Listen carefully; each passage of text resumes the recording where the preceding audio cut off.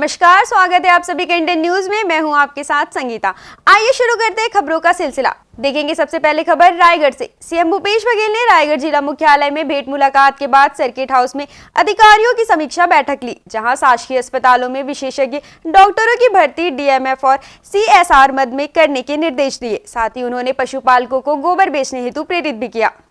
रायगढ़ पहुंचे सीएम भूपेश बघेल ने वन विभाग के अधिकारियों को गांव में हाथियों के प्रवेश को रोकने नरवा योजना को प्राथमिकता देने के साथ हाथियों की रुचि अनुसार बांस व केला आदि के पौधे लगाने के निर्देश दिए हैं। इस दौरान सीएम बघेल ने अधिकारियों को निगम की सड़कों की मरम्मत के लिए प्रस्ताव बनाने, केलों व उनकी सहायक नदियों में सुधार करने, महिलाओं में कुपोषण की दर कम करने सहित पावर कंपनियों के फ्लाई ऐश के निस्तारण की योजना बनाने कहा। इस मौके पर जिला प्रभारी प्रेम साय सिंह टेकाम, विधायक प्रकाश नायक सहित कलेक्टर आदि मौजूद रहे। गोधन योजना, गोबर खरीदी, एक दो किसान जो लोई में बताए तो बहुत अच्छा है, लेकिन अन्य जगहों में भी खरीदी होना चाहिए, उसका विशेष रूप से ध्यान रखें। तीसरा, फ्लाई ऐश के बारे में कल यही जब समाज के लोगों से मुलाकात हो रही थी, कहीं भी वो डंप कर रहे हैं, तो फ्लाई ऐश के लिए चूंकि अब पावर प्लांट है तो उसके फ्लाई ऐश के निस्तारण के लिए यहाँ कार्य योजना बनना चाहिए, ताकि निजी भूमि में या शासकीय भूमि में कहीं भी डंप न करें, नदियों में न डालें। नदी को भी सुरक्षित रखना है। जहाँ सारी जगह हम लोग STF बना रहे हैं, वहाँ यदि फ्लाई ऐश डाल के नदी को प्रदूषित करेंगे तो उचित बात नहीं है, तो उसके निस्तारण की व्यवस्था ठीक ठाक ढंग से होना चाहिए। चौथी बात यह है कि हाथी मानव द्वंद से करीब 18 लोगों की मौत हुई है। कुछ जगहों में जो काम हुआ है, खासकर जहां हाथी विचरण के क्षेत्र हैं, वहां के नरवा वाला कार्यक्रम अवश्य लेना चाहिए, क्योंकि ये 2-3 सालों में जो हम लोगों ने देखा, चाहे तैमूर पिंगला की बात हो, चाहे अचानक मार हो, चाहे कोरिया जिले के घटनाओं को देखें या सरगुजा। जन चौपाल को लेकर रायगढ़ दौरे पर पहुंचे सीएम भूपेश बघेल का कांग्रेस कार्यकर्ताओं ने गर्मजोशी के साथ स्वागत किया, जहां कांग्रेस के युवाओं ने जमकर भूपेश काका जिंदाबाद के नारे लगाए। युवा कांग्रेस के सैकड़ों कार्यकर्ताओं ने युवा नेता राकेश पांडेय की अगुवाई में रायगढ़ के हेमुकुलानी चौक पर मुख्यमंत्री भूपेश बघेल का फूल मालाओं, गाजे बाजे और आतिशबाजी के साथ जोरदार स्वागत किया। इस दौरान युवाओं की टोली का उत्साह देखते ही बन रहा था। NSUI के कार्यकर्ताओं ने भी स्टेडियम के पास मुख्यमंत्री का स्वागत किया।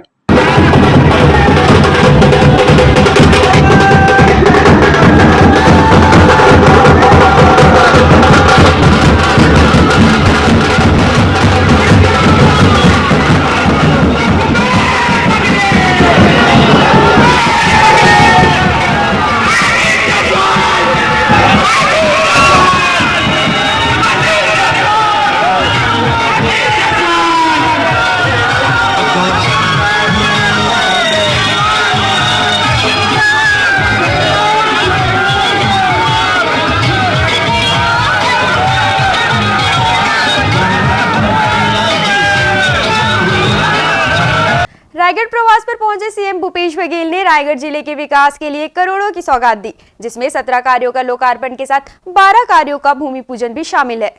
मुख्यमंत्री भूपेश बघेल ने रायगढ़ जिले के विकास के लिए 403 करोड़ की लागत से 29 विभिन्न विकास कार्यों की स्वीकृति दी है, जिसमें रायगढ़ नगर पालिक निगम के लिए 32 MLD क्षमता के जल शोधन संयंत्र, अमृत मिशन योजना के तहत सीवरेज ट्रीटमेंट प्लांट की स्थापना, सामुदायिक भवन निर्माण सहित पौनी पसारे निर्माण आदि शामिल है।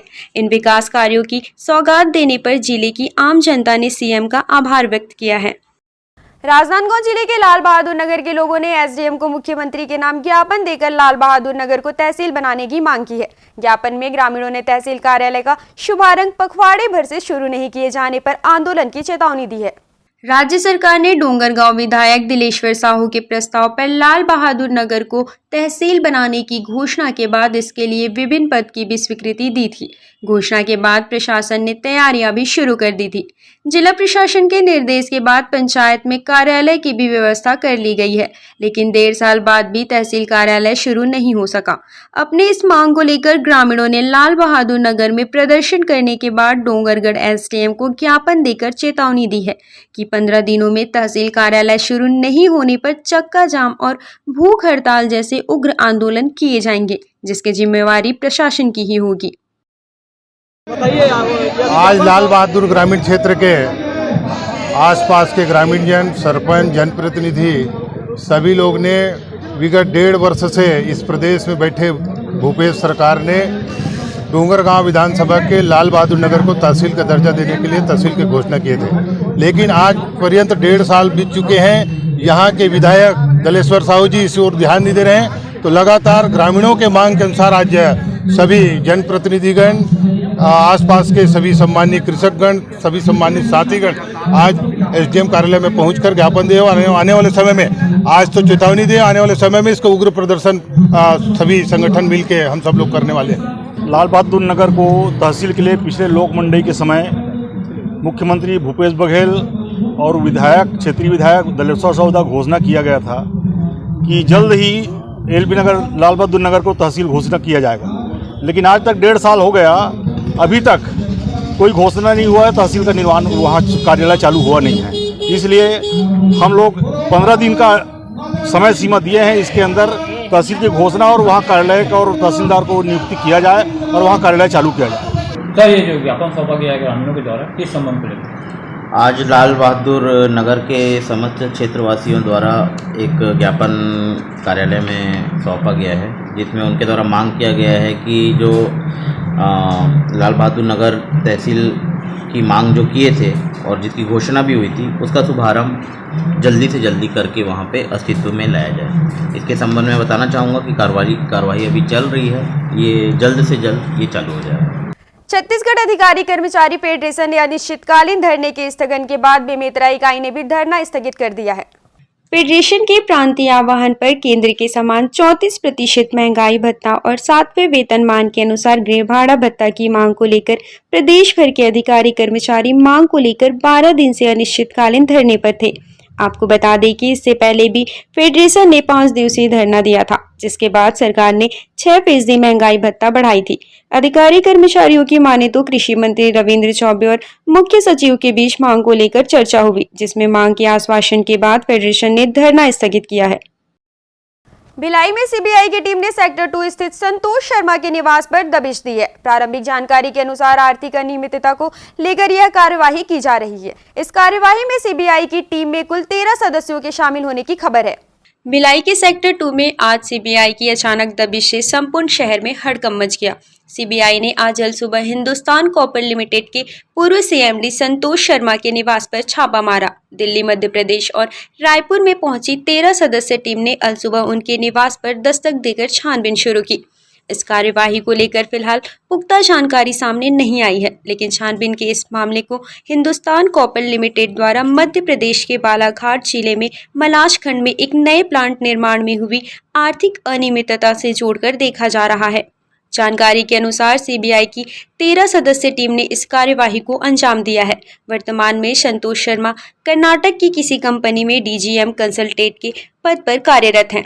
इससे पहले वे भिलाई इस्पात संयंत्र में डीजीएम प्रोजेक्ट रह चुके हैं। वर्ष 2013 में उन्होंने बीएसपी की नौकरी छोड़कर हिंदुस्तान कॉपर लिमिटेड में नई शुरुआत की थी। उनकी सेवानिवृत्ति से 2 साल पहले हिंदुस्तान कॉपर लिमिटेड ने लगभग 200 करोड़ की लागत से मध्य प्रदेश के बालाघाट जिले के मलाजखंड में कॉपर लॉ मटेरियल से सोना निकालने का एक संयंत्र निर्माण करने की योजना बनाई।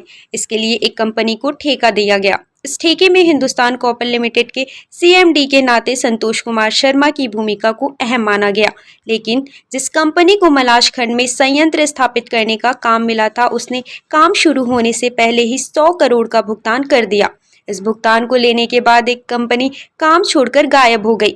मामले की प्रारंभिक जांच में संतोष कुमार शर्मा और एक एग्जीक्यूटिव डायरेक्टर दोषी पाए गए हैं। बाद में यह मामला सीबीआई के हवाले कर दिया गया।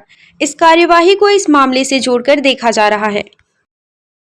ट्रेनों के रद्द करने का सिलसिला लगातार जारी है, जिसे लेकर एनएसयूआई के कार्यकर्ताओं में आक्रोश का माहौल है। इस मामले में लेकर गुस्साई एनएसयूआई ने राजनांदगांव शहर में केंद्रीय रेल मंत्री का पुतला जलाकर अपनी नाराजगी जाहिर करते हुए साथ ही रद्द ट्रेनों को सुचारू रूप से चलाने की मांग भी की है।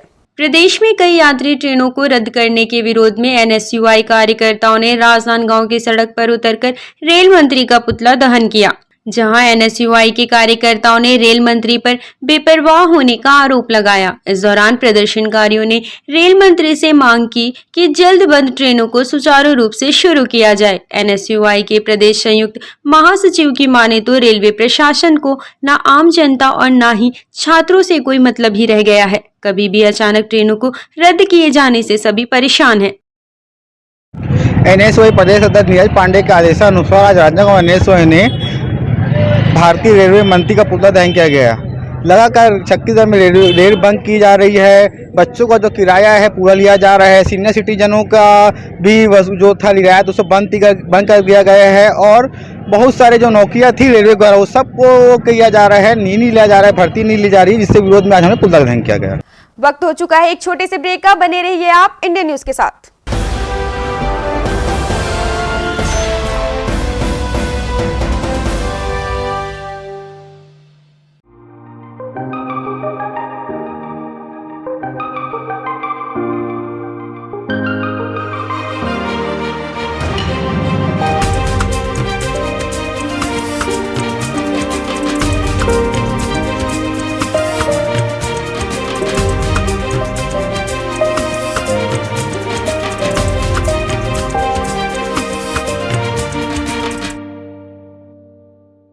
ऐसे ही यूनिक प्रोडक्ट्स के लिए आप विजिट करें wahcart.com और अधिक जानकारी के लिए संपर्क करें 74005 74005।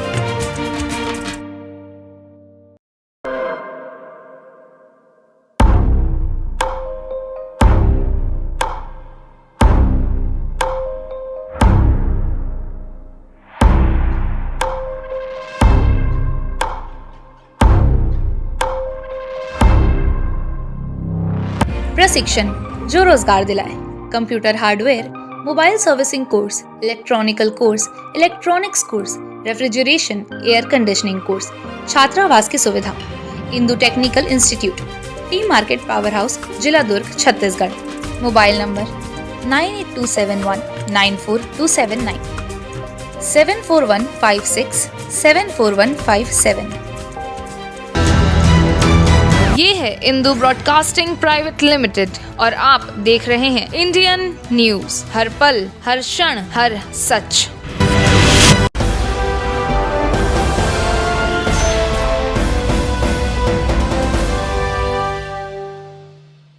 ब्रेक के बाद स्वागत है आप सभी का। देखेंगे खबर भिलाई से। सीमा सुरक्षा बल द्वारा भिलाई में शिक्षक दिवस समारोह का आयोजन किया गया, जहां बच्चों को सेना में शामिल होकर राष्ट्र निर्माण में योगदान के लिए प्रेरित किया गया। इस दौरान केपीएस स्कूल में आयोजित शिक्षक दिवस समारोह में बच्चों ने देशभक्ति गीतों पर अपनी प्रस्तुति भी दी। सीमा सुरक्षा बल द्वारा भिलाई में शिक्षक दिवस समारोह का आयोजन किया गया। भिलाई के कृष्णा पब्लिक स्कूल में आयोजित शिक्षक दिवस समारोह में बीएसएफ के आईजी इंदिराज सिंह मुख्य रूप से शामिल हुए। इस दौरान बीएसएफ द्वारा स्कूल के बच्चों को प्रोजेक्टर के माध्यम से बीएसएफ की सैन्य गतिविधियों के अलावा सामाजिक क्षेत्र में बीएसएफ द्वारा किए जा रहे कार्यों की जानकारी दी गई। साथ ही स्कूली बच्चों को सेना द्वारा विभिन्न कार्यों के लिए की जाने वाली भर्तियों से भी अवगत कराया गया, ताकि सेना में शामिल होकर वे राष्ट्र के निर्माण में अपना योगदान दे सके। इसी दौरान आईजी इंदिराज सिंह द्वारा शिक्षकों व बच्चों को उपहार देकर सम्मानित किया गया। आज शिक्षक दिवस KPS public school Nehru Nagar में एक फंक्शन हमने किया था। इसके दौरान हमने सभी शिक्षकों को शुभकामनाएं दी, साथ ही जो यहाँ के बच्चे हैं उनको बीएसएफ के बारे में तथा वो अपना कैसा राष्ट्र के निर्माण में कैसा सहयोग दे सकते हैं उसके बारे में पूर्ण जानकारी दी। सामाजिक गतिविधियाँ की अगर हम बात करें, जहां हम अपने क्षेत्र में डिप्लॉयड हैं, वहां के जो जितने भी वासिंदे हैं, भारतवासी हैं या छत्तीसगढ़ वासी हैं, उनको हम पूरा सहयोग दे रहे हैं और कुछ स्कीमों के तहत हम उनको पढ़ाई के लिए, बच्चों की पढ़ाई के लिए सामान तथा और दूसरी चीज़ें मुहैया कराने में हमेशा आगे रहते हैं। शिक्षक दिवस समारोह के अवसर पर स्कूली बच्चों द्वारा देशभक्ति गीतों की भी आकर्षक प्रस्तुतियां दी गई। इस दौरान समारोह में सीमा सुरक्षा बल के आला अधिकारियों के साथ ही स्कूल के शिक्षक व बच्चे बड़ी संख्या में मौजूद रहे। इंडियन न्यूज के लिए भिलाई से वीडियो जर्नलिस्ट सन्नी के साथ सुरेंद्र ठाकुर की रिपोर्ट।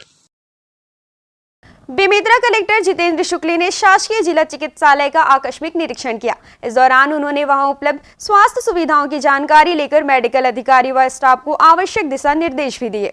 शासकीय जिला चिकित्सालय बेमेतरा पहुंचकर कलेक्टर जितेंद्र शुक्ला ने वहां उपलब्ध स्वास्थ्य सुविधाओं की जानकारी ली और विभिन्न वार्डों का मुआयना कर कमियों को पूरा करने के निर्देश दिए। इस दौरान कलेक्टर ने दवा की उपलब्धता और साफ सफाई स्टाफ की उपस्थिति की जानकारी भी ली। निरीक्षण के दौरान upper collector doctor Anil Vajpeyi, SDM Yugal Kishore उर्वशा व सीएमएचओ डॉक्टर खेमराज सोनवानी सहित सिविल सर्जन भी मौजूद रहे।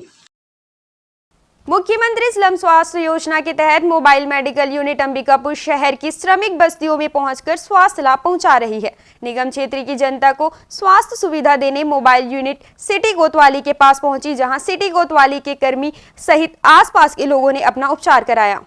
मोबाइल मेडिकल की सामान्य चिकित्सा व दाई दीदी यूनिट अंबिकापुर नगर निगम क्षेत्र की स्लम बस्तियों में पहुंचकर स्वास्थ्य सुविधाएं दे रही है, जहां गरीब व मध्यम वर्गीय परिवार के लोग स्वास्थ्य शिविर का लाभ उठा रहे हैं। यूनिट के डायरेक्टर और पैरा मेडिकल स्टाफ सामान्य रोगों से लेकर विशेष बीमारियों का उपचार कर रहे हैं। मरीज चिकित्सकों और स्टाफ की सेवाओं से संतुष्ट भी नजर आ रहे हैं। स्लम बस्तियों के लोगों ने शासन की स्वास्थ्य योजनाओं की तारीफ करते हुए कहा कि अब अस्पताल के चक्कर काटने से मुक्ति मिली है। यहाँ चेक ये के दवाई लेने आए हैं। तो यहाँ पे कैसा सुविधा दिया जाता है? अच्छा दवाई देते हैं। डॉक्टर देखते हैं? हाँ जी बिल्कुल, इसके इलाज करते हैं। दर्द, खांसी हुए, घुटने दर्द, बुखार जो भी है, ये मैसेज देंगे कि जो अच्छे हैं डॉक्टर, जिसमें बाघेली जो उद्घाटन किए, इनके लिए बहुत बहुत धन्यवाद। लगभग सामान्य जितनी भी बीमारी है, मौसमी बीमारी का सारे का इलाज हो जा रहे हैं। यहाँ हम प्राइमरी इलाज करते हैं, उसके बाद अगर यहाँ नहीं होता है तो हम उसको सलाह दे देते हैं कि बड़े हॉस्पिटल चल जाइए, सरकारी अस्पताल मेडिकल कॉलेज में सलाह दे के वहाँ रिफ़र कर देते हैं। मतलब बहुत खुश हैं यहाँ, मतलब अब घर घर तक जा रहा है बस, तो यहाँ बहुत खुश हैं कि घर बहुत सेवा इस टाइप से। यहाँ निःशुल्क सारी दवाइयाँ निःशुल्क मिल जाती हैं। क्या क्या निःशुल्क? यहाँ जितने भी बीमारी का चीज़ है, लगभग सामान्य बीमारी का सब चीज़ का यहाँ फ्री में हाँ दवाई। अंबिकापुर में 4 गाड़ियाँ हैं और एक सूरजपुर सीतापुर में एक गाड़ी है जो 12 दिन वहाँ अप डाउन करती है। हम लोग का सुबह 8 बजे से दोपहर 3 बजे तक है। कैंप लगता है तो यानी गरीब मरीज हो या अमीर हो, सभी लोगों का फ्री में इलाज होता है। सभी प्रकार की बीमारियों का दवाई दिया जाता है और सभी प्रकार के टेस्ट, ब्लड टेस्ट किया जाता है ना। ये टेस्ट निःशुल्क रहते हैं? टेस्ट निःशुल्क होते हैं, यानी कोई शुल्क नहीं लगता है और इसका लाभ भी उठा रहे हैं गरीब पेशेंट या हो या अमीर। दिन भर में लगभग 20-25% यानी डॉक्टर एडवाइस करते हैं पेशेंट की हिस्ट्री के अनुसार, यानी पेशेंट की तरफ से डॉक्टर उसको एडवाइस करते हैं, फिर उसको टेस्ट। देश के अन्नदाता किसान की हाड़ तोड़ मेहनत का मेहनतनामा भले ही उसे मिल चुका हो, किंतु उसकी मेहनत से उगी फसल का दुखदायी रूप शहडोल जिले के बुढ़ार के ओपन केप में रखे धान में देखने को मिल रहा है, जहां ठेकेदार की लापरवाही से हजारों क्विंटल धान बोरे में रखे सड़ रही है। शहडोल जिले में खरीद कर रखे 14 लाख क्विंटल धान ठेकेदार की लापरवाही से सड़ गए हैं और कई बोरियों में रखे धान एक बार फिर अंकुरित हो गए हैं। साथ ही बोरों पर फफूंद भी साफ तौर पर दिखाई दे रहा है। सड़े धान की दुर्गंध से वहां खड़ा होना भी मुश्किल हो गया है। अमलई ओपन कैप है ये, यहाँ धान यहाँ रखी हुई है और यहाँ क्या है, यहाँ से डिलीवरी दिया गया है, तो जिसके कारण से यहाँ पर बोरियाँ थोड़ा सा जैसे लेवल में पटकते हैं तो बोरियाँ फट जाती हैं, कुछ बोरी धूप की वजह से ख़राब हो जाती है। और यहाँ जो है अपना हमारे जो सीनियर अधिकारी अजय यादव हैं, वो उनके कहने से यहाँ काम चल रहा है, ये बोरी को मतलब उसमें शिफ्ट करेंगे। मेरा कहना, मैं उनको बार बार मौखिक निर्देश भी दी हूँ कि उसको पाला भरवा के धान को क्या कहते हैं भरवा के उसका भुगतान करें, और लेटर भी जारी कर दिया हमने, आरएम ऑफिस भी सूचित कर दिया है कि उसको धान को जल्द से जल्द उसका भुगतान किया जाए, भरवा के जो खराब है उसको निकाल दें, बाकी जो सही है तो उसका भुगतान किया जाए। उसमें मान लीजिए हजारों कुंटल खराब हुई है। वो प्राइवेट गो ग्रीन कंपनी भंडारण कर रही है वहाँ, और जवाबदारी उन्हीं की है पूरी। शासन का तो हो रहा है, लेकिन उनसे पैसा वसूल किया जाएगा भंडारण से। इस मामले में बुढ़ार गोदाम के शाखा प्रबंधक ने ग्रेगिन कंपनी ठेकेदार को सड़े धान की भरपाई करने को कहा है। बहरहाल मामला जो भी हो, लेकिन किसानों के खून पसीने की मेहनत का ना सड़ना जांच का विषय है। Bureau report.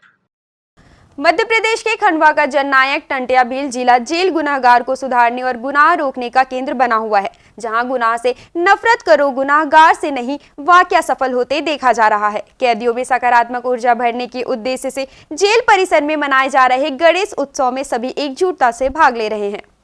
खंडवा के जेल में भी कैदियों ने खूबसूरत पंडाल सजाया और गणेश मूर्ति की स्थापना की। यहाँ कैदी बिना किसी भेदभाव के सुबह शाम पूरी श्रद्धा और उल्लास के साथ भगवान श्री गणेश की आरती कर रहे हैं। जेल परिसर के गणेशोत्सव में पंडाल सजाने से लेकर प्रसाद वितरण तक सभी काम कैदी ही कर रहे हैं। प्रतिदिन यहाँ सुबह शाम संगीतमय आरती की जा रही है। यहाँ आरती गाने वाले और ढोल मजीरे बजाने वाले भी कैदी ही हैं। जेल अधीक्षक की माने तो गणेश उत्सव मनाने से कैदियों के मन में बैठी नकारात्मकता खत्म होगी। ये हम लोगों ने गणेश उत्सव का आयोजन यहाँ जिला जेल खंडवा पर किया है, जिसमें बंदियों द्वारा पंडाल सजाया गया है और गणपति जी की कर्मचारियों के साथ और बंदियों के साथ मिलकर स्थापना की गई है। और ये बेसिकली इसीलिए हमने किया है कि जो बंदी हैं, ये जो कुछ दिन हैं गणपति उत्सव के, उसमें पूरे हर्षोल्लास के साथ में इसको त्यौहार को हम सबके साथ में मना पाएँ और जितनी भी नेगेटिविटी उनके अंदर है उसको कुछ हद तक कम किया जा सके। और सभी बंदी इसमें जो है बढ़ चढ़ कर हिस्सा ले रहे हैं। सुबह शाम की आरती में भी सभी लोग उपस्थित होते हैं और सभी एक साथ मिलकर गणपति वंदना करते हैं। सब लोग मिलकर एक साथ ही आरती और जो वंदना है वो करते हैं सुबह शाम। ये सभी बंदियों में से ही हैं और जो आपने पंडाल देखा होगा वो पंडाल शुरू से लेकर अंत तक सजाने वाले भी वही हैं। थर्माकोल की कटिंग से लेकर मूर्ति में जो साज सज्जा है वो भी, और उसके अलावा खाना जो प्रसाद डिस्ट्रीब्यूशन है वो करने वाले, आरती कराने वाला जो पंडित है वो भी, और ढोलक और झांझ बजाने वाले भी जो हैं वो बंदी ही हैं। दुर्ग में कला मंदिर गणेश उत्सव समिति कलात्मक मूर्तियों को स्थापित करने के लिए पहचानी जाती है। इस समिति में जिले के समस्त कलाकार अपनी सहभागिता निभाते हैं। कलाकारों की कला को प्रदर्शित करते हुए कला मंदिर गणेश उत्सव समिति अपना रजत जयंती वर्ष मना रही है, जिसमें महाशिव पुराण कथा का आयोजन किया जाएगा। कला मंदिर गणेश उत्सव समिति के रजत जयंती वर्ष में किए जा रहे इस आयोजन को लेकर इंडियन न्यूज के संवाददाता ने विशेष चर्चा की और रजत जयंती वर्ष को यादगार बनाने के लिए किए जा रहे प्रयासों को जानने का प्रयास भी किया। गणेश उत्सव का पर्व प्रारंभ हो गया है और तरह तरह के पंडाल लोगों को सहसा ही अपनी ओर आकर्षित कर रहे हैं। मैं आपको बता दूं कि इस वक्त मैं दुर्ग में मौजूद हूं। ये कला गणेश उत्सव समिति है, कला मंदिर गणेश उत्सव समिति, जो पिछले 25 सालों से लगातार गणेश उत्सव का आयोजन करते जा रही है। और इस कला मंदिर गणेश उत्सव में सारे दुर्ग शहर के जो कलाकार हैं वो जुड़े हुए हैं और इन्हें कलात्मक मूर्तियों के लिए इस पंडाल को भी पहचाना जाता है। आप देख सकते हैं मेरे पीछे ये जो पंडाल जो बना है, यहाँ पे विभिन्न प्रकार के जो गणेश जी हैं उनकी अलग अलग प्रतिमाएँ हैं जो सहसा ही लोगों को आकर्षित करती हैं।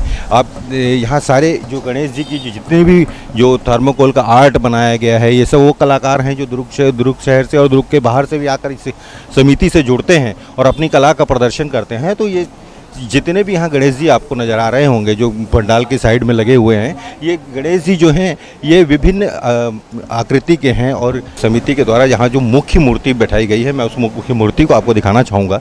ये विशाल मूर्ति है, कम से कम 20 फीट की लगभग मूर्ति है और इस पर जो कलाकारी की गई है, जो रत्न जो जड़ित किए गए हैं वो ऐसे लगते हैं जैसे कि मुख्य रूप से इनका जो मुकुट आप देख सकते हैं गणेश जी का, जो सहसा ही लोगों को आकर्षित करता है, एकदम ओरिजिनल सिल्वर और गोल्ड की तरह नज़र आ रहे हैं।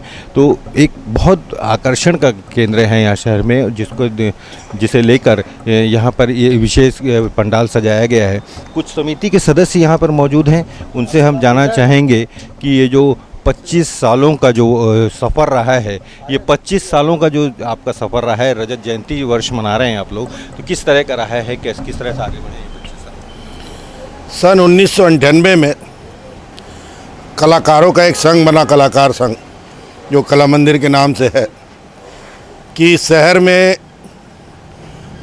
उस समय पहले दुर्ग शहर गणेश जी की झांकियों के लिए और गणेश जी की पूजन के लिए बहुत प्रसिद्ध था। फिर बीच में कुछ समय गणेश जी का पूजन थोड़ा सा झांकियाँ थोड़ा कम हो गई और दूसरी नांदगांव रायपुर वगैरह में ज़्यादा बढ़ने लगी। तो कलाकारों के एक संघ ने फिर से एक बीड़ा उठाया कि दुर्ग शहर में वापस गणेश जी का जो पूजन है फिर से प्रारंभ अच्छे से किया जाए, झांकी वाकी लगाई जाए।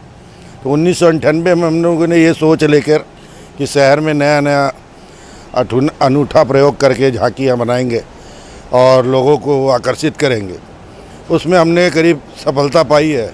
विगत 24 वर्षों में अलग अलग हमने यहाँ पर प्रतिमाओं के दर्शन, अलग अलग यहाँ पे थीम लेकर जो काम करते, किस किस तरह के थीम पर अब तक काम हुआ है? जैसे कि हमने सबसे बड़ी रंगोली बनाई थी, उस समय कारगिल उत्सव हुआ था। कारगिल की 4000 फीट की हमने एक रंगोली बनाई थी जो अपने आप में एक रिकॉर्ड है। उसके पश्चात अलग अलग हमने एक बस्तर जी का गणेश बनाया था, गणेश जी की मूर्ति जो बिल्कुल ऐसे लगता था कि मिट्टी की मूर्ति लकड़ी की है, ऐसी दिखती थी। उसके पश्चात सन 2008 में हम लोगों ने गणेश जी की प्रतिमा में रत्न जड़ने का काम चालू किया, जो कि आज तक मिट्टी की मूर्ति में कभी चालू नहीं रहता था। सबसे पहले हमारे द्वारा चालू किया गया। आज पूरे शहर बोलिए चाहे कहीं पर भी बोलिए, मिट्टी की मूर्ति कोई सी भी आप खरीदेंगे तो बिना ऑर्नामेंट्स के, बिना जेवर के कोई नहीं बेचता और बहुत आकर्षित लगती है। यह आकर्षण हमारी समिति द्वारा चालू किया गया है और जो आज कई लोगों को रोजगार भी दे रहा है। तो ये जो आप मेरे पीछे जो बड़ी मूर्ति देख रहे हैं, इसमें वो जो रत्नों की जो कलाकारी है वो इसी समिति के द्वारा शुरू की, यही दुर्ग भिलाई के जो कलाकार थे उनके द्वारा शुरू की गई और उनके द्वारा लगातार इस प्रथा को आगे बढ़ाया जा रहा है, जिसे सभी लोग अपना रहे हैं और मूर्तियों को आकर्षक बनाने के लिए रत्नों को मिट्टी की मूर्तियों में जड़ित करते हैं, जो एक अलग आकर्षण प्रदान करती है। मैं आपसे यहाँ, हाँ, कलाकार भी यहाँ मेरे साथ मौजूद हैं। किस तरह की आपने कलाकारी की है इसमें आप बताएंगे कि किस तरह से इनको रत्नों को जड़ा है, कितना टाइम लगा है, कितना वक्त लगा है? ये तो बाबा जी ही खुद करवा देते हैं, मैं तो अपना प्रयास करता रहता हूँ जी। कितने दिन लगे इनको सजाने? ये 5 से 6 दिन लग गया इसको सजाने में। तो ये कहते हैं कि बाबा जी का जो आशीर्वाद है वो इन्हें प्रदान हुआ है, जिसकी वजह से ये इस तरह की कलाकारी कर पाते हैं। रजत जयंती वर्ष मना रहे हैं, आप बताएंगे कि ये जो रजत जयंती वर्ष में एक शिव पुराण का जो बड़ा आयोजन होने वाला है, किस तरह का आयोजन है? क्या शिव पुराण महाकथा का आयोजन 4 तारीख से हमारे यहाँ होने वाला है। इसमें कलकत्ता से परम पूजनीय श्रीकांत जी शर्मा जो शिव कथा का यहाँ पे वाचन करेंगे। 25वां साल हम गणेश उत्सव मना रहे हैं, तो रजत वर्ष में हम चाह रहे थे कि अच्छे से अच्छा कार्यक्रम हो, कोई बड़ा आयोजन हो। तो उस बड़े आयोजन में हमको, धार्मिक आयोजन में ये हमको आयोजन एक मिला शिव कथा का, और जो 4 तारीख से निरंतर दोपहर 3 बजे से शाम के 6 बजे तक के होगा और ये 11 तारीख तक के चलेगा। 11 तारीख के दिन सामूहिक रुद्राभिषेक, उसमें सभी लोग उसमें भाग ले सकते हैं, वो प्रातःकाल यहाँ पे होगा। ये शिव पुराण की कथा सुनाने के लिए कहाँ से आ रहे हैं महाराज जी? महाराज जी कलकत्ता से आ रहे हैं। ये बाल व्यास हैं जो 13 साल की उम्र से ये भागवत कथा का वाचन करते हैं। तो 4 तारीख से ये कथा प्रारंभ होगी। इस कथा में एक विशेष बात और है कि यहाँ पे जो गणेश जी के जो चरणों में पिछले 17 सालों से कुछ सिक्के रखे हुए थे जिसका वितरण किया जाना है, क्या है उसके पीछे कहानी, किस तरह से ये? हम लोगों ने यहाँ पर एक गणेश जी का मंदिर बनाया हुआ है और गणेश जी की प्रतिमा उसमें स्थापित है, जिसकी प्रतिदिन पूजा होती है सुबह शाम। और उसे पहले जब हम 2005 में बनाए थे तो वह लकड़ी की मंदिर, कांच का मंदिर बना हुआ था, उसमें थी। फिर बाद में वह थोड़ा जीर्ण शीर्ण हो गया तो उसके जीर्णोद्धार किया गया। जीर्णोद्धार में वह मंदिर जो है हमने लाल पत्थर के मंदिर से बनाई। तो उसमें रखे हुए जो गणेश जी के मूर्ति के नीचे में जो खजाना रखा गया था, सिक्का जो सभी लोगों से एकत्रित किया गया था, जमा किया गया था, उस खजाने का वितरण जो है वो हम यहाँ पर अभी महारुद्राभिषेक के दिन करेंगे, ताकि उसका लाभ जो है आम जनमानस को मिल सके। वह लोग अपने घर में, अपने गल्ले में, अपने व्यापार में, वृद्धि में जगह पे ले जाके पूजन के स्थान पर रखेंगे। तो कला मंदिर गणेशोत्सव समिति की ये पहल है कि शिव पुराण के साथ आगामी 10 दिन जो बीतेंगे, जो गणेश जी के साथ बीतेंगे शिव पुराण के लिए, आप भी इस कला मंदिर में पहुंच सकते हैं और शिव पुराण का आनंद उठा सकते हैं। इंडियन न्यूज़ के लिए कैमरामैन सन्नी के साथ मैं हूं सुरेंद्र ठाकुर।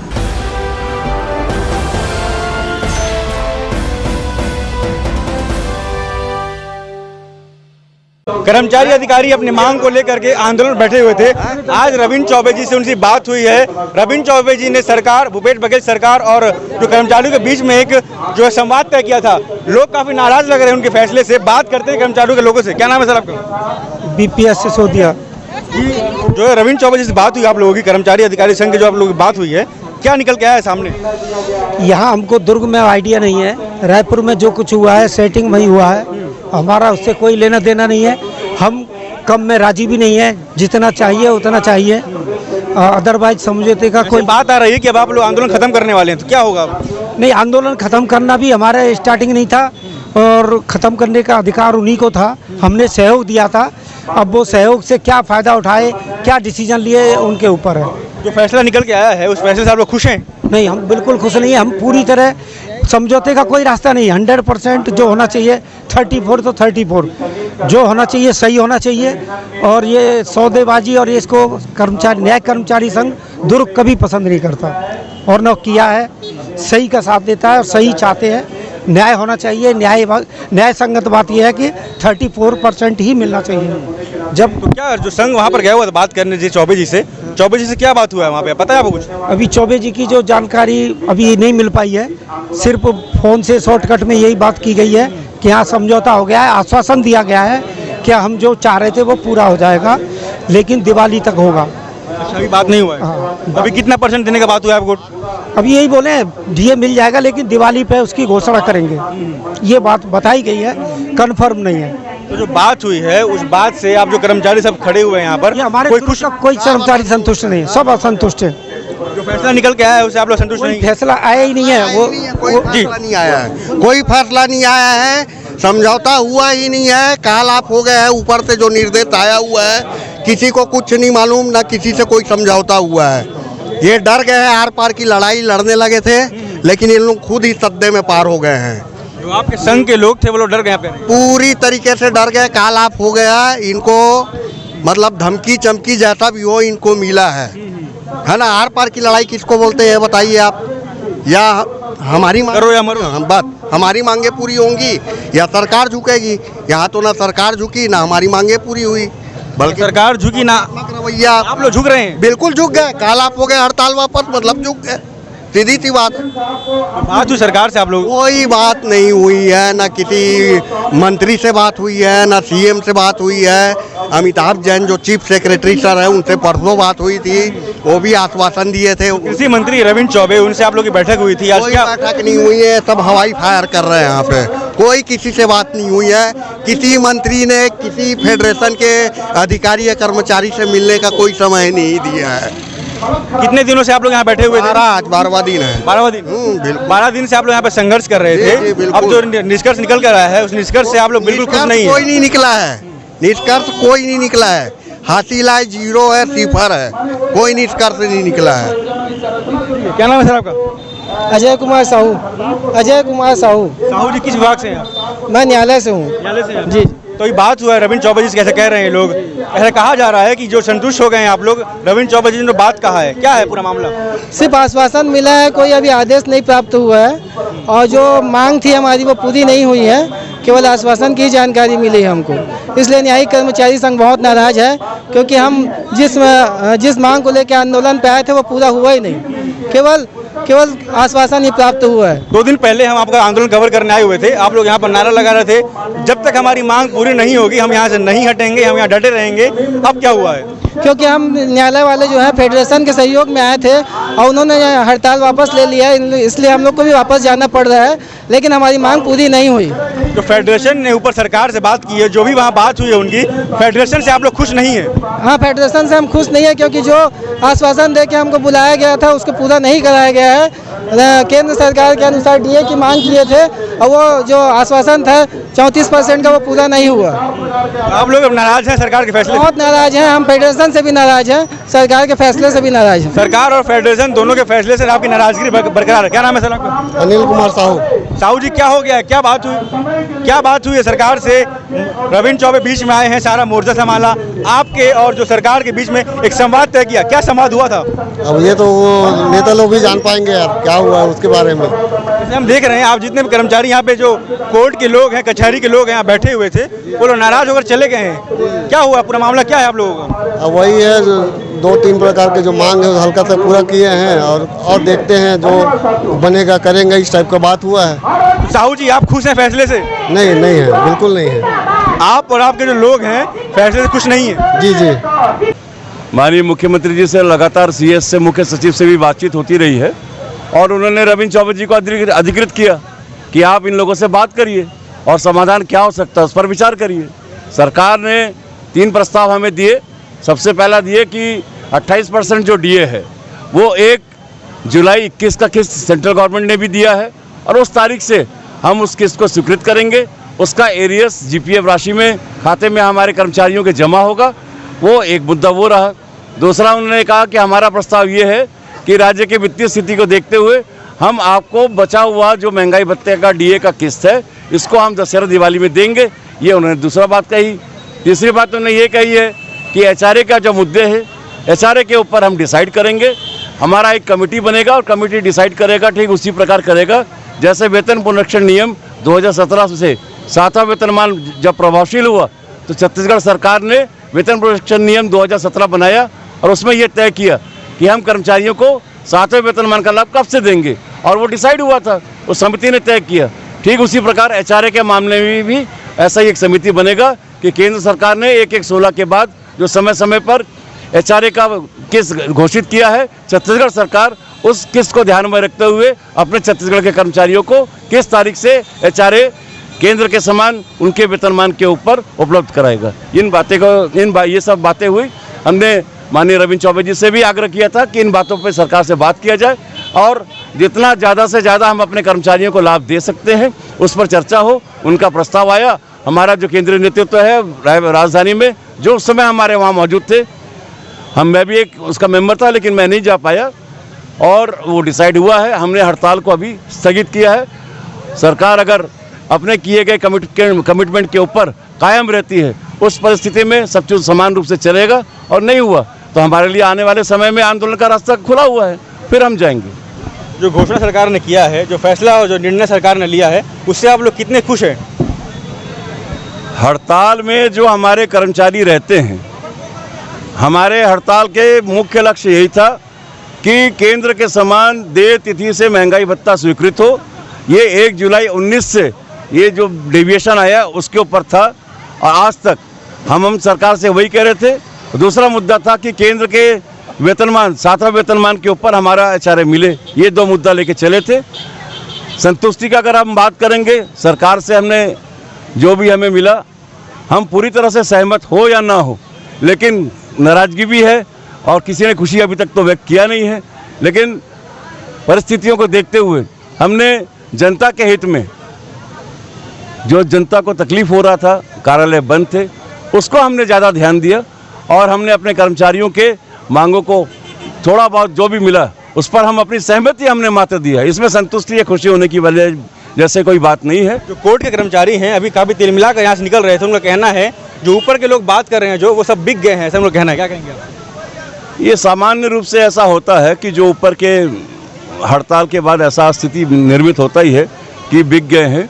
लेकिन मैं ये कहता हूँ कि जब सरकार सामने हो और सरकार से जब वार्ता होता है तो जिन परिस्थितियाँ जो सामने रहता है उसके हिसाब से व्यक्ति निर्णय लेता है। चाहे वो हमारे प्रांतीय संयोजक हो, हर व्यक्ति को प्रांतीय संयोजक के स्थान पर रखकर, अपने आप को रखकर इस चीज़ को देखना चाहिए कि जो परिस्थिति निर्मित होती है, कर्मचारियों को सड़क में बिठाए रखना और जनता को तकलीफ देना, ये सारी बातों को हम ध्यान देते हैं।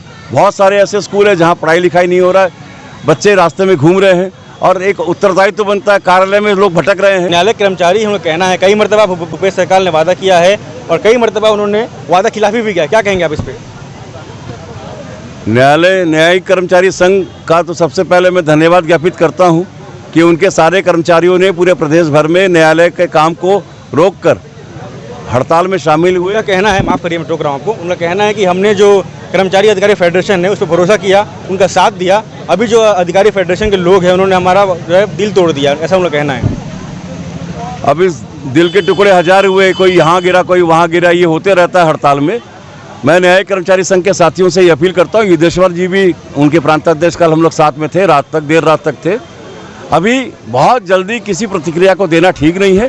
पहले हमारे कर्मचारियों को समझना होगा कि उनको क्या लाभ हुआ, क्या हानि हुआ, उसके बाद अपना मत व्यक्त करेंगे तो अच्छा है। मैं न्यायिक कर्मचारी संघ के प्रांताध्यक्ष युद्धेश्वर सिंह ठाकुर जी को मैं बहुत बहुत धन्यवाद देता हूँ कि पूरे जिले के हमारे विजयपाल सिंह सिसोदिया जी को धन्यवाद देता हूँ, न्यायिक कर्मचारी संघ के साथियों को धन्यवाद देता हूँ, सारे कर्मचारियों को मैं धन्यवाद इस बात का देता हूँ कि हम लोगों ने ईमानदारी से लड़ा, हमने संघर्ष किया। हमारे हाथ में जो है संघर्ष करना है, मांग करना है और उसे पूरा करने का जो जिम्मेदारी है वो सरकार के ऊपर निर्भर करता है। जितना सरकार देना चाहता है उससे हमने कुछ ज़्यादा ही लेने का हमने प्रयास किया, उसमें हम सफल हुए नहीं हुए ये आने वाले समय में हमारे कर्मचारियों को समझ आएगा। जो निर्णय होता है उसका अक्सर 100% कभी सहमति नहीं होता। ठीक उसी प्रकार है, हड़ताल जब आह्वान होता है तो 100% लोग हड़ताल में नहीं जाते, 40-50% लोग जाते हैं। लेकिन जो भी हमको मिला है हम इसकी अभी समीक्षा भी करेंगे, प्रांतीय बैठक होगा और जो भी हमारे नाराज साथी हैं हम उनसे यही अपील कर रहे हैं कि अभी जो सहमति बना है उस पर हम देखते हैं सरकार का क्या रुख है और उसके बाद आगे हम निर्णय लेने के स्वतंत्र हैं। अंत में अगर दिवाली के वक्त आप लोगों की मांग दोबारा से पूरी नहीं होती है तो आप लोग क्या करने वाले हैं, क्या रणनीति है आप लोगों की? ये तो प्रांत में जब हमारे कर्मचारी अधिकारी फेडरेशन के पूरे प्रांताध्यक्ष हमारे बैठेंगे, हम उनके बीच में इस बात को चर्चा करेंगे और उसके बाद क्या निर्णय होगा। मेरे अकेले कहने से स्टेट बॉडी में मैं अकेले यहाँ मेंबर हूँ तो मैं अकेले कोई चीज़ को कह नहीं सकता। हमारे जो 28 प्रांताध्यक्ष हैं वो जैसा निर्णय लेंगे उसके हिसाब से हम कार्रवाई करेंगे। बैठक में ऊपर क्या बातें हुई हैं, क्या निष्कर्ष निकल गया है? अभी जो निष्कर्ष हुआ है कि माननीय रविंद्र चौबे जी ने मध्यस्थता की है और हमारे कमल वर्मा जी प्रांतीय संयोजक ने मैसेज किया, बताया कि उस पर हम विचार करके अभी के लिए जितनी जनता को तकलीफ़ हो रही है तो अपन उसको हड़ताल को कॉल ऑफ करते हैं।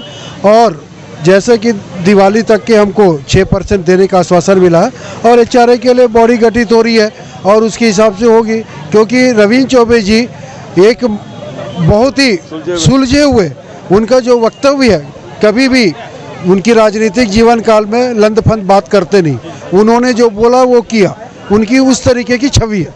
तो इसीलिए सभी हमारे प्रांताध्यक्षों ने, संयोजक ने और उस बात पर भी विश्वास करके अभी कॉल ऑफ किया है और उसमें कोई बात नहीं है। तो इसीलिए अभी जो युवा, लेकिन ठीक है अभी हमारे कर्मचारी साथियों में सभी में आक्रोश जरूर है, लेकिन 1-2 दिन में अगर जिस तरीके से लिखित कमिटमेंट्स पूरे आ जाएंगे तो वो जो गुस्सा है वो तब शांत होगा, नहीं तो ये उग्रता तो रहेगी। तो सरकार से लिखित में कमिटमेंट चाहिए। हाँ, सभी लोगों का कहना है, क्योंकि अकेले अभी कमल वर्मा जी बोले हैं, वो आया है, मैसेज आया, उसमें क्या है, लेकिन हमको लिखित में चाहिए कि ठीक है दिवाली तक के हमको 6% जो है वो हमको मिल जाएगा।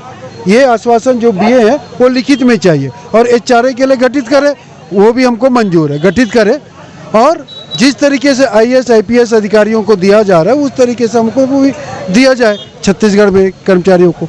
और ये बड़ा दुर्भाग्य है कि इतने दिनों का स्ट्राइक, रोड पे बैठने के बावजूद इस तरीके का जो हुआ ये बहुत दुखदाई है सभी कर्मचारियों में और ख़ासकर महिला कर्मचारियों में ज़बरदस्त आक्रोश है।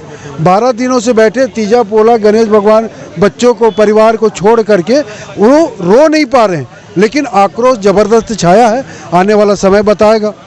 अगर जिस तरीके से अगर 6% DA माननीय चौबे जी के कहे अनुसार नहीं मिलता है तो पुनः आंदोलन अभी स्थगित हुआ है, ख़त्म नहीं हुआ है, पुनः हड़ताल की जाएगी।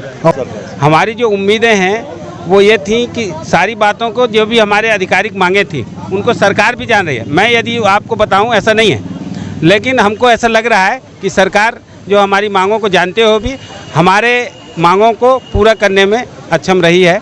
इस तरह का हमारा निर्णय है, हमको अच्छा नहीं लगा। लेकिन हाँ, सरकार से आपकी नाराजगी बरकरार है और सरकार के साथ जो वार्ता हुई है वहाँ उपस्थित नहीं थे, लेकिन हम भी उनसे निवेदन करते। हम तो ये कहते हैं कि सरकार यदि कह देती हमको कि हम आज देने की स्थिति में नहीं है तो हम उनसे हाथ जोड़ के माफ़ी मांग लेते और कहते कि हम नहीं मांगेंगे और जब भी आपको देना होगा दीजिए। लेकिन इस तरह से निर्णय हुआ है, इसमें मुझे लगता है कि कहीं पर सरकार की मजबूरियां हैं, कहीं पर किसकी मजबूरियां मैं नहीं समझ पाता, लेकिन निश्चित रूप से हमारी जो आधिकारिक मांगों का उसका हनन हुआ है। इसमें क्या नाम है आपका? विजय लहरे, जिला संयोजक दुर्ग। जो आपके लोग पर बैठे हुए थे, जिन्होंने सरकार से बात की, रविंद्र चौबे जी से बात थी, उनके फैसले से, उनके निर्णय से आप कितना संतुष्ट हैं? अब इसमें संतुष्ट और नाराज जैसी कोई बात नहीं है। आपके सदस्य आपके थे वो नाराज होकर चले गए यहाँ से। हाँ, निश्चित तौर से जो निर्णय आया, जिस तरीके से हमारे साथियों का 2 बिंदु मांगों पर हम 12 दिन तक आंदोलन किए हैं, हमारा उम्मीद था कि सरकार हमारे 2 बिंदुओं को देती से और HR पर सकारात्मक अच्छी निर्णय को निकल के आएगी करके। और कल इस संबंध में काफ़ी ऊर्जा और काफ़ी जोश देखने को मिल रहा है कर्मचारियों के बीच में। काफ़ी नारे लग रहे थे, जब तक हमारी मांग पूरी नहीं होगी हम यहाँ से नहीं जाने वाले हैं। सबकी जो है एक तरह का कहा जाए, सबका दिल टूटा है। निश्चित तौर से कर्मचारियों में, हमारे न्यायालयीन कर्मचारियों का जो जोश था, उन्होंने कहा कि हम एक तो आंदोलन में आते हैं और आते हैं तो हम बिना ले कुछ जाते नहीं करके, तो उनमें कुछ रोष तो है। आम साथियों में भी हमारे रोष है निश्चित तौर से, लेकिन छत्तीसगढ़ कर्मचारी अधिकारी फेडरेशन ने आंदोलन को स्थगित रखा है, ख़त्म नहीं किया है। हमें उम्मीद है दिवाली तक यदि सरकार हमारी इन जो बात किए हैं उसको पूरा कर देती है तो कोई दिक्कत नहीं। तो फिर जैसा फेडरेशन बोर्ड कर्मचारी थे, उनका कहना था कई मरतबा भूपेश बघेल जी ने वादा किया है, उसके बाद भी जो हमारे जो वादे हैं वो पूरे नहीं होते हैं। अब ये ऐसा है, सरकार का निर्णय है और हमारे इस मसलों पर हमारे जो प्रांतीय टीम है वो लोग आपसी समन्वय चर्चा स्थापित करके तय करते हैं। हम तो जिला में जो नेतृत्व देते हैं उसके अनुसार से हम लोग यहाँ काम करते हैं। अंत में अगर आपकी मांग पूरे नहीं होते हैं, दिवाली में जैसा बता रहे हैं, तो आपका क्या रणनीति है, क्या करने वाले हैं आगे आप लोग? निश्चित तौर से इसमें जैसे ही हमारे प्रदेश फेडरेशन का, हमारे प्रदेश अध्यक्षों का जैसा निर्णय होता है उसके अनुरूप जैसा आदेश करते हैं, फिर अपन उनके निर्देशों का पालन करेंगे। इंडियन न्यूज के बुलेटिन में फिलहाल इतना ही। अब हमें दीजिए इजाजत। नमस्कार।